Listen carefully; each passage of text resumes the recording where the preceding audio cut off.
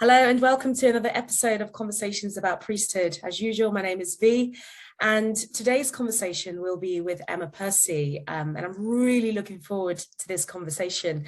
I was, earlier this year, actually, I was reading one of Emma's book. I believe it's called What Clergy Do, especially when it looks like nothing. And I love how Emma uses the metaphor of mothering to describe aspects of ministry, which I just find absolutely beautiful. So looking forward to this conversation. And hello, Emma. Hello, good to Hi. speak to you. Yes, wonderful. Firstly, thank you so much for taking time out of your busy schedule to have this conversation with me. This has been recorded at 9 a.m. on a Tuesday morning, which is quite early for me, so thank you. Would you like to just very briefly introduce yourself? Right, I'm Emma Percy. I have been a priest in the Church of England for as long as women can be priests. So I was ordained priest as part of the kind of 94 year when we were first ordained. And before that, I was a deacon in the church. So I've been in ministry, either in parish ministry or in chaplaincy for over 30 years now. So yeah, wow. And currently I am a chaplain at one of the Oxford colleges. Wonderful, brilliant. It was lovely to have you here with me. I always start with this first question. It's a massive question and people could write books about it. But the first question really is, what's your understanding of priesthood? Yes, well, I mean, I have written books about it. I think, so one of the things I say is that priesthood is both a relationship and a sort of, and something that you do.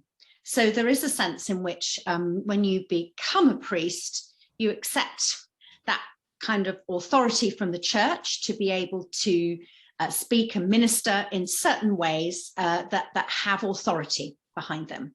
Mm-hmm. And then being a priest is about how you use that for the benefit of people. So be that in order to take services, to do the sacraments, that's you using that authority to give people something what they need. And sometimes it's just that particular, when you're in pastoral relationships, all of us as Christians can actually minister to each other in these ways. But by being a priest, you're given an authority that sometimes enables people to hear what you say in a particular way. So that means that when you talk to people about their faith, about God's love, about God's forgiveness, you're able to do that with an authority that can sometimes enable people to hear that in a clearer way because of that authority the church has given you. Sorry, that's a bit long-winded. No, that's really helpful. I think the aspect about the authority is really, really important, but also using it in the right way, because and priests are there. The church has priests because the church has people.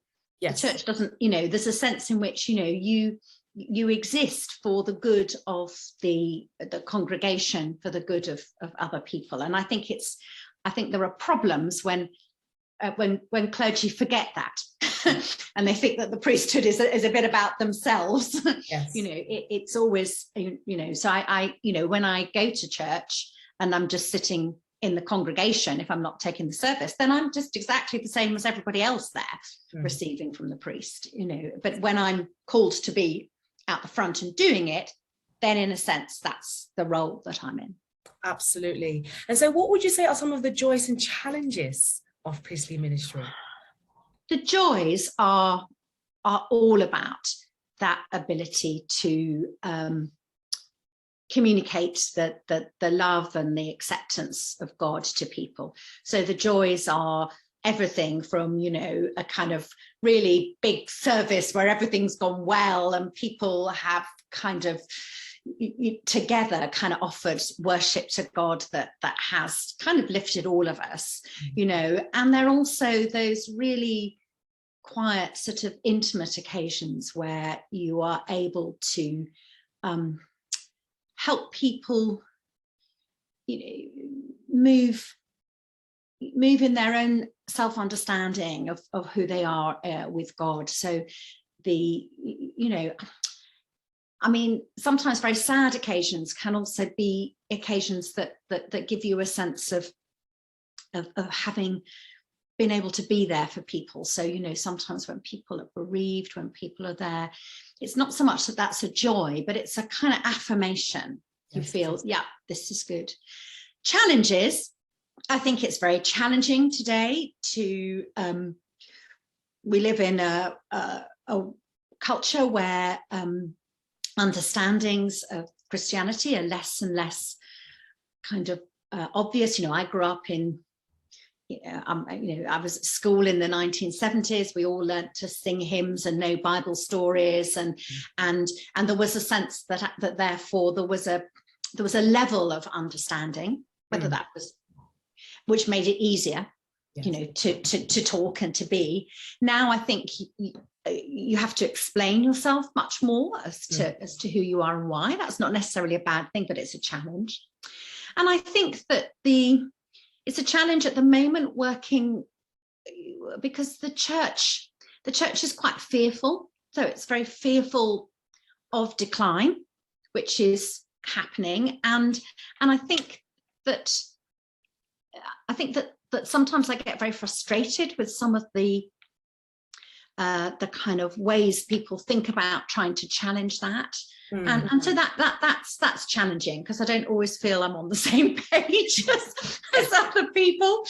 And I think I think the big challenge at the moment is, how do we communicate the love of God shown to us through Christ in a way that people can hear it. And I think that we need to do a lot of that by, in a sense, by serving people first and talking later. Absolutely.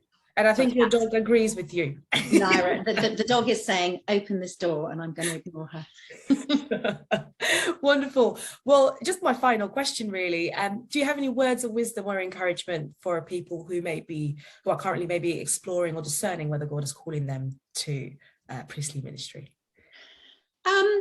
I think trust that inner sense of what God might be saying to you.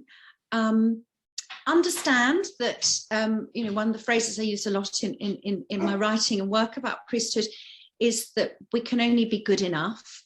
So accept that if God seems to be calling you, then you probably have something that God needs in the church. It's not a one size fits all.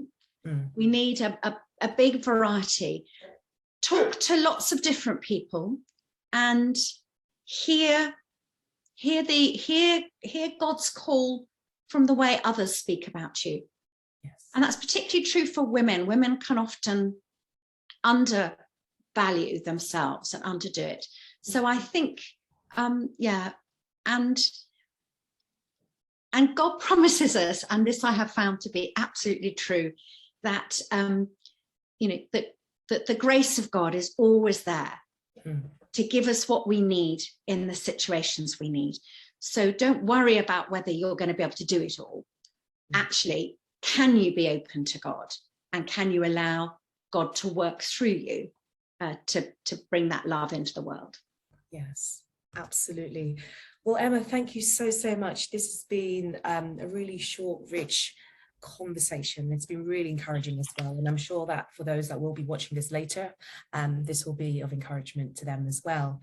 For the viewers, if you're watching this or will be watching this later, if there are any questions that you may have about the series that I'm currently developing, feel free to get in touch with me. My contact details will be in the description box below, and get in touch, and I'll be delighted to have a chat with you. And so until next time, bye. Bye-bye.